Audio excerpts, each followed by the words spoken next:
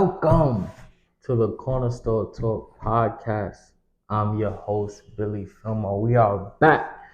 We definitely took a 2-year break, but we coming back better and stronger. Today we got a guest, my good friend.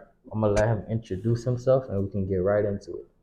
So what's up, y'all? My name is Marcus Rodgers. I was born in Harlem, raised in the Bronx. And long story short, the first movie I saw that got me inspired to get into financial literacy was a movie called Richie Rich with Macaulay Culkin. If y'all don't know, he did Home Alone and he also did Richie Rich. And I saw that movie and I was inspired because a lot of parents or people who we around, a lot of people say you can't afford that or you can't do that or this is too expensive. So when I saw that movie, I got inspired because he had a mansion, he had a McDonald's in his crib, he had a roller coaster. So that I was fascinated by that. And even though I knew it was a movie, I knew that somewhat it was possible. And that got my wheels turning to start going towards entrepreneurship. I like that. I like that. All right, so I'm gonna give him some time to just talk about what he do. So you're good.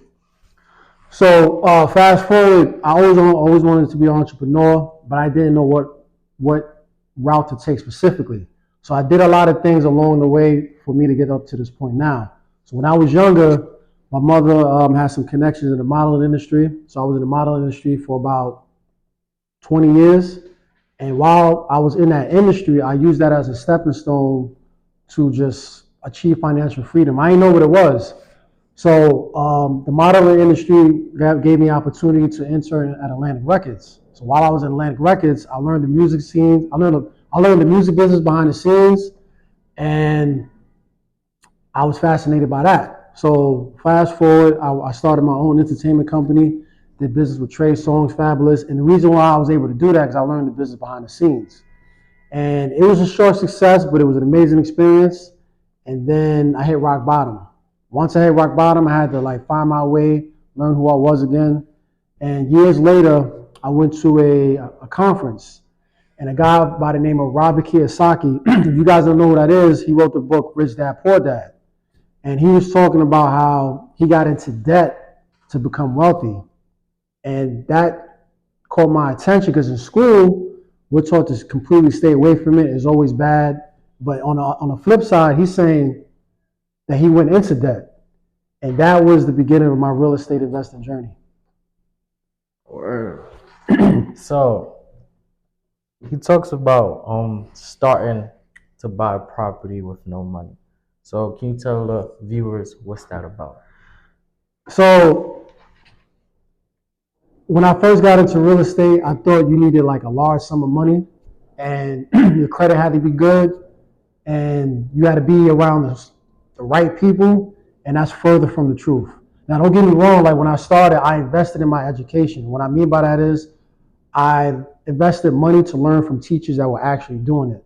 Because there's a lot of people out here on Instagram or TV or whatever claiming that they're doing it, but they probably have no experience. So I learned from Robert Kiyosaki's team of investors, and he was teaching me how to get property with no money, no credit. And within 3 months of learning from them, I was able to get my first property with no money, no credit. And once I knew that was possible, I know that most people's false beliefs of how to become wealthy or trying to achieve financial freedom, a lot of it wasn't true. And I think it was based on their fear and what they was taught. But once I learned that I was able to get my first property with no money, no credit, I never looked back, and my life hasn't been the same since. What states you feel is the best to invest in real estate? So there are states that are landlord friendly and tenant friendly. So when I first got started, I invested in a tenant friendly state, which is New York. So in New York, if a tenant don't pay rent, it's going to take you about 2 years minimum to kick them out, to evict them.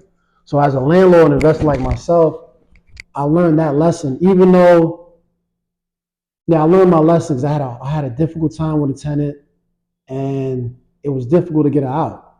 So now I invest in landlord-friendly states like Pennsylvania, Delaware, Ohio. There's about 13 to 15 landlord-friendly states that will be beneficial for it to be your first property to invest in. So for my people in New York, I know, it's a pretty dope experience to get your first property in New York. But if you really want to like be in the favor of a landlord and an investor that you will become along the journey, I highly suggest you pick a landlord-friendly state. Because once you invest in a tenant-friendly state, it's going to be difficult. It's very in the favor of the tenant. Now, from a tenant's perspective, I love it. But if you're an owner and a landlord investor, I highly suggest to get started, to get your feet wet, pick like landlord-friendly states. And Ohio, PA, Delaware, just to name a few. Question. Right now, the Bronx. Word. What are some challenges that you encounter with your first rental property? Well, I made a lot of mistakes with my first property. I think I was so excited getting my first property with no money, no credit, that I ignored all the red flags. One of them was I didn't screen the tenant. Now, usually, like any tenant that comes into your property, you're supposed to do a background check. I was so hyped and naive and ignorant, I didn't do no background check, and I just let her in the property. And within a week, I started having issues, and it was a learning lesson. I don't regret it because there was no other way I was gonna learn it. I never went to school for it. I just found some interest in real estate, and I learned along the way. And I self-managed the property. Now, just to give you a difference, there's a difference between becoming a landlord and an investor. A landlord is a person that self-manage the property, and you do all the fixing, all the handiwork, everything that happens within the property. You're doing it yourself. You become an investor when you hire a property management company, and they do all the work that landlords mostly don't want to do, and that helps you free up your time to get more property. So me becoming a landlord, I learned that I'm not handy, but at the same time, it helped me learn that moving forward, any property that I got or I acquired, that a lot of property managers or handymen weren't able to finesse me or dupe me because I had hands-on experience becoming a landlord first. But I learned a lot, man. It was stressful. And even that first property, I actually lost it within a year because there's a lot of things that I didn't know, made a lot of mistakes, but it was the best experience I've ever had for me to continue to grow. All right. So what was the process like? We talked about some of the challenges you had, but what was the process it took for you to get the property?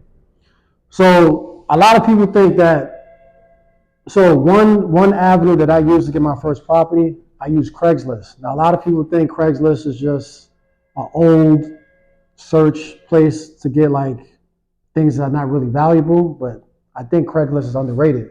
But long story short, it took me about 3 months to find a seller of a property that was going to give me the property with little to no money down, and he didn't bother checking my credit. So obsessively, day in and day out for 3 months straight, doing my research, taking what I learned from real investors, and I applied it, and I just started doing like crazy research on Craigslist. And lo and behold, 3 months later, I found a seller. He was interested in hearing my story. I went up to Binghamton. That was my first property, by the way, in Binghamton, upstate. I had no money, no car. I took a bus out there for 4 hours, did my due diligence, did my inspection. Well, I thought it was the right thing to do, but I was able to get the property, and it was a process. Finding the right lawyer. It's a process, but I was able to acquire it. So. Now the Bronx housing market is ridiculously crazy right now for a property, and just a single family household is almost 600,000-700,000. Right. So why do you think it's so much? The Bronx is they considered impoverished or like a low income borough. Mm-hmm. So why are the housing markets so expensive that people can't buy, especially those that live in the Bronx? All right. So first of all, it's location, right, and the politics that come with New York. But even though, like, when the news say, oh, this is a poverty level thing, how I see it and what I've learned is that it's a poverty business. So what I mean by that is the poverty business is businesses across all the hoods or impoverished neighborhoods. It's a liquor store, a church, payday loans, jewelry stores.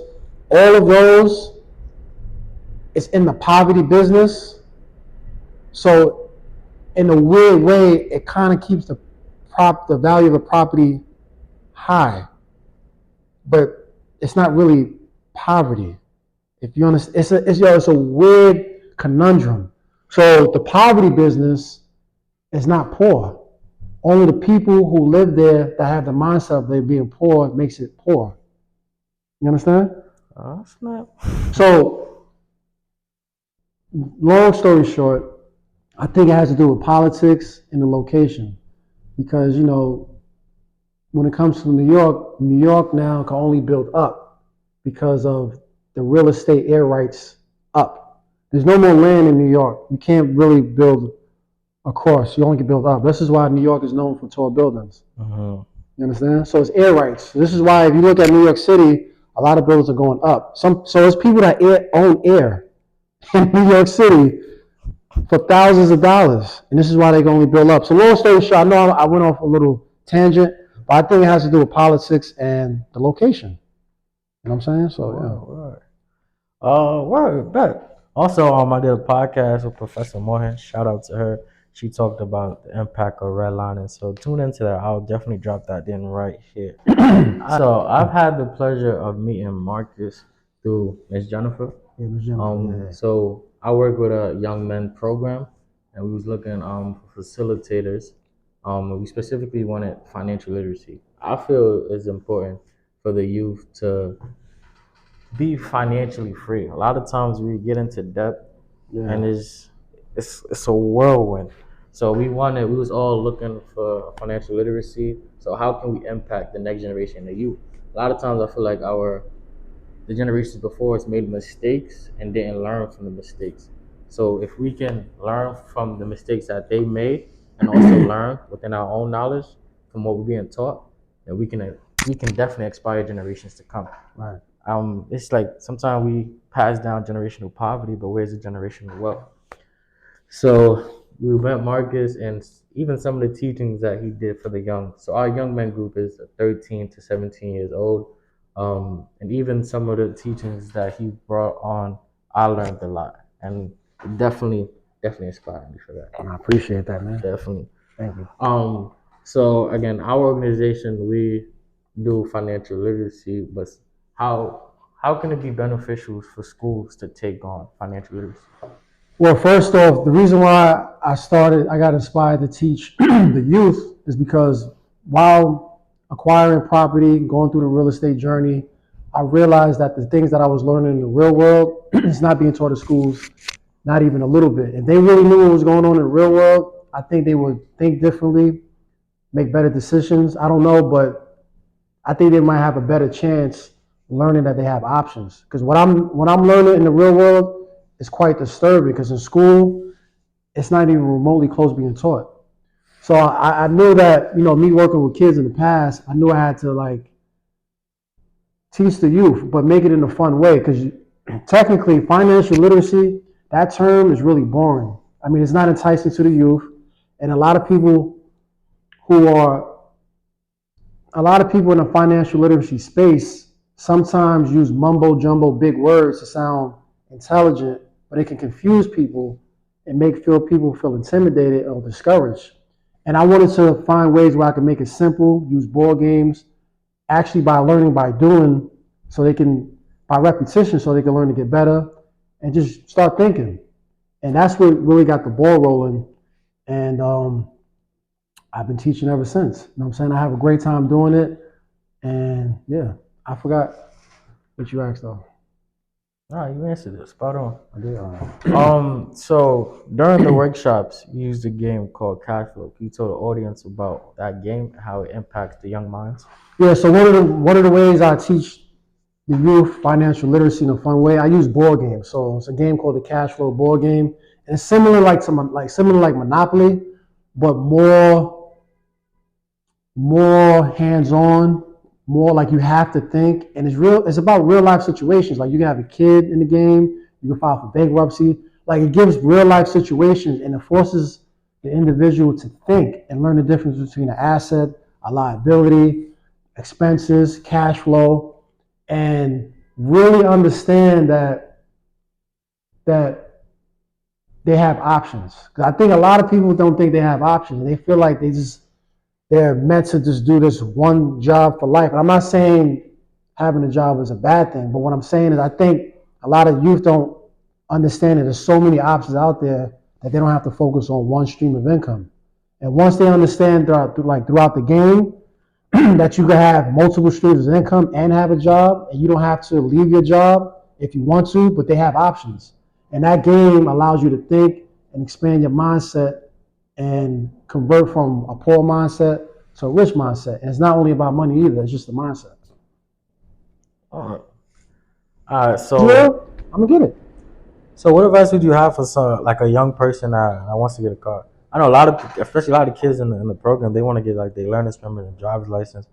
And I be telling them like, there's a lot of money that's gonna come into it. I remember we had I did a game with them, giving them like real world experience, like how much if you had this amount of money, we did it for minimum wage or whatever the amount was.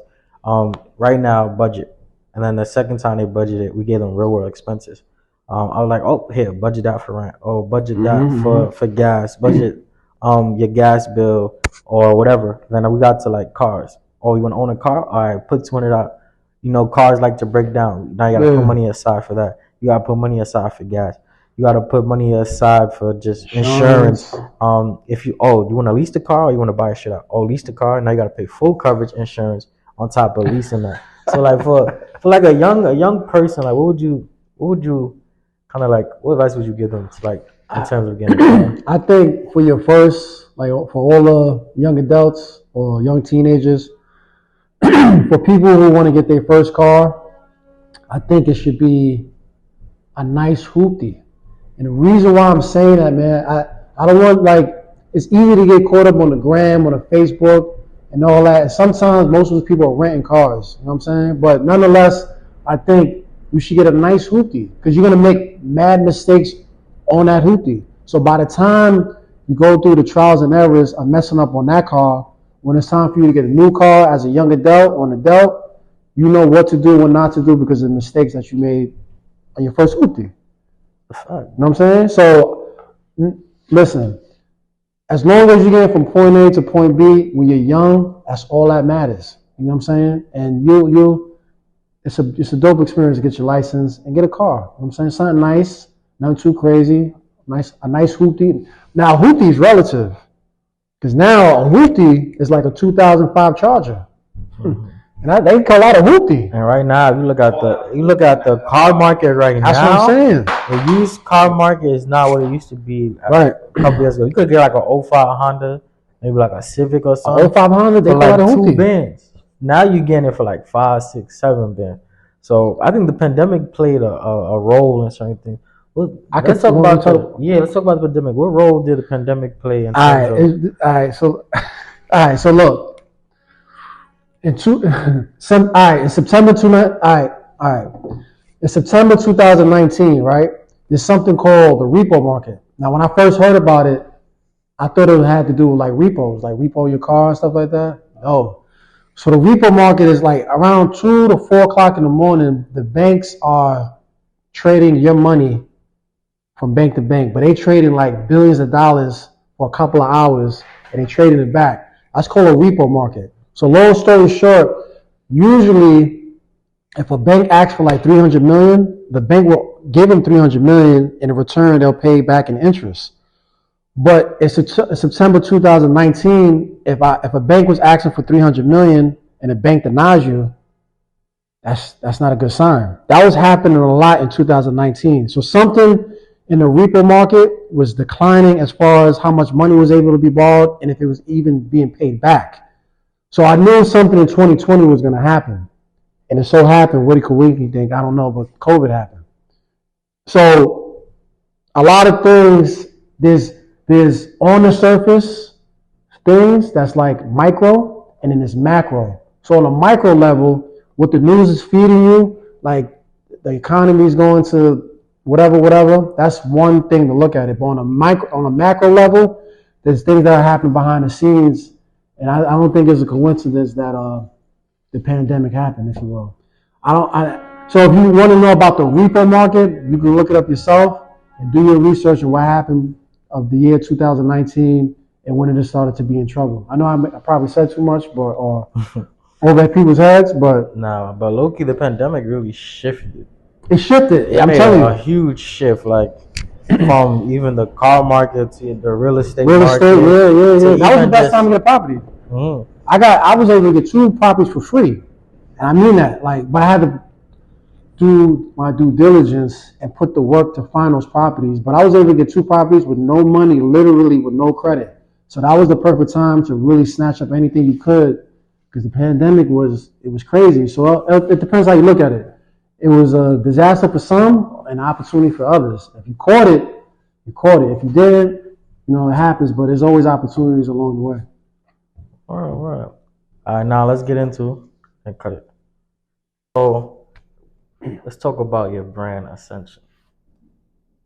So I came up with the company called Ascension because Ascension is you're transcending from your old mindset to a new mindset.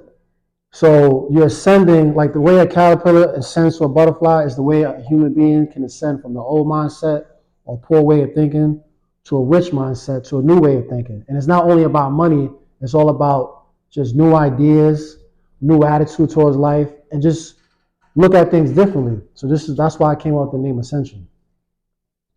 Talk a little bit about your website and what it has to offer. So on my website, if you want to know more about what I do, if you want to book me for a public speaking event or do financial workshops, you go on my website. And on my website, I do have a book, and it actually talks about real estate investing.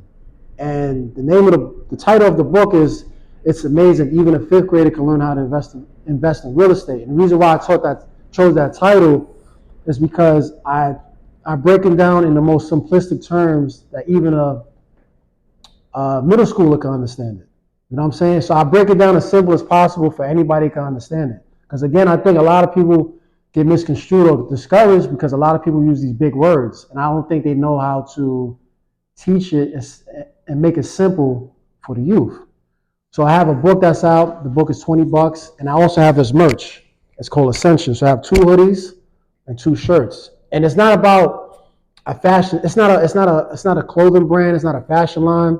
It's a mindset. It's a movement. So moving forward, when you see someone wear Ascension, you know that they're in a process of ascending their mindset and they got something going for in their life. So look out. Oh, and the website is ascensionmanagement.com. So it's ASCENSIONMGNT.com. So the website link will be down in the description below, and where my fingers is at, we're gonna put it right here. All right. All right. Let's talk a little bit about the course that you offer on your website. So I do have a course, and I actually help you for the whole year. And even after the whole year is over, if you need my contacts, you need me to help you close a deal to get a property, I'm with you for life. So it's like a lifetime membership. So you pay one time, it's a lifetime membership.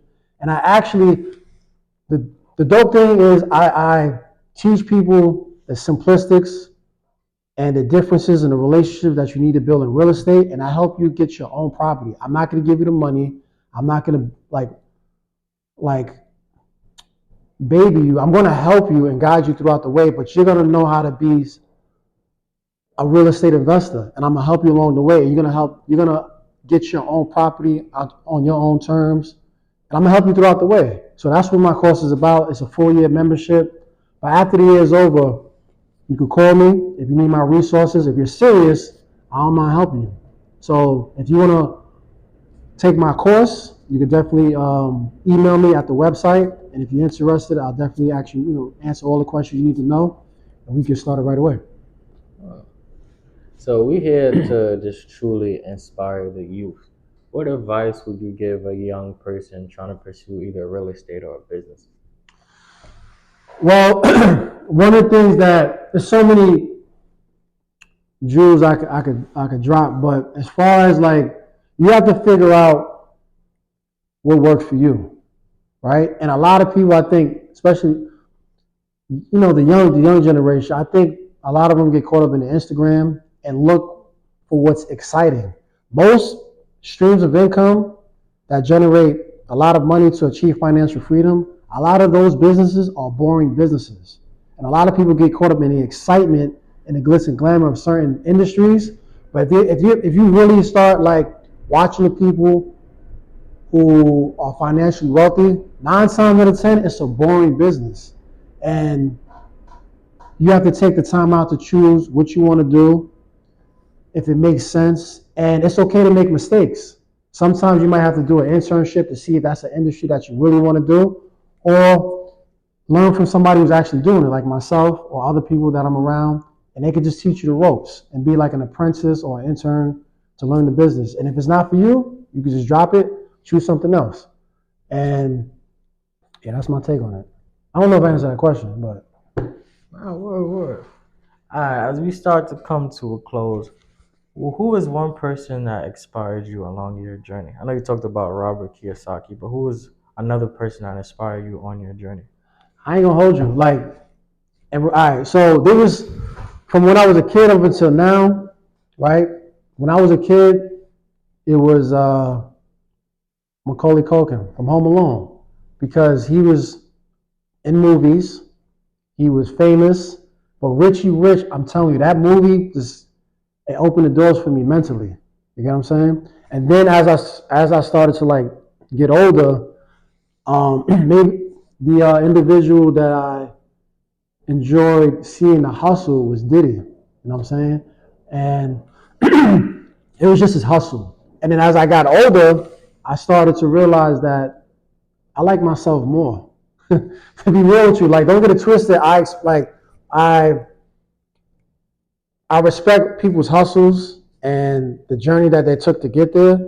But as I got older, everybody started to change. So it was Macaulay Culkin, Diddy, and it became Robert Kiyosaki. Because a lot of things that Robert Kiyosaki, the author of Rich Dad Poor Dad, a lot of things he was saying, I always felt, but I couldn't express it. I thought I was bugging, thought I was going crazy. But once he started to like say things that I always felt, that helped me. It helped me lean towards the real estate. And once I got into real estate, I definitely continued to learn from him. But nonetheless, now I just really believe in myself so much. That's all I believe in. I know that sounds corny to people, but I think as you start going through the journey and you definitely get inspired by others, I'm telling you, when it's all said and done, I really look up to myself. And it took me a while to get to that point. So don't get me wrong, I am inspired by others, but I really love myself. And I like my journey, and I learn from other people's mistakes, and it helps me shorten my learning curve for making mistakes. And I just continue to learn. So I don't know if anybody understands that, but that's where I'm at with it. Word. Dope. So as the podcast comes to again, we want to appreciate you for coming on to the first podcast back after 2 years. I feel like this podcast is definitely going to inspire some young minds and get them motivated. A lot of times we may have ideas, but we're not motivated. Sometimes we think that we need money, we need finances to get right into it. And today he showed very well how to get into real estate with no money or no credit. It's phenomenal. So once again, I want to say we appreciate you for coming onto the Corner Store Talk podcast. Yes, sir. He doesn't know, but Corner Store Podcast will be sponsoring 2 of his books to 2 viewers who comment below. Say, I want the book. And we will sponsor 2 books so that way we can spread financial freedom.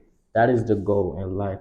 But as y'all know, we're back officially. We're going to be uploading weekly.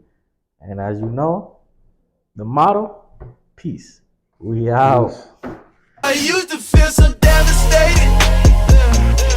At times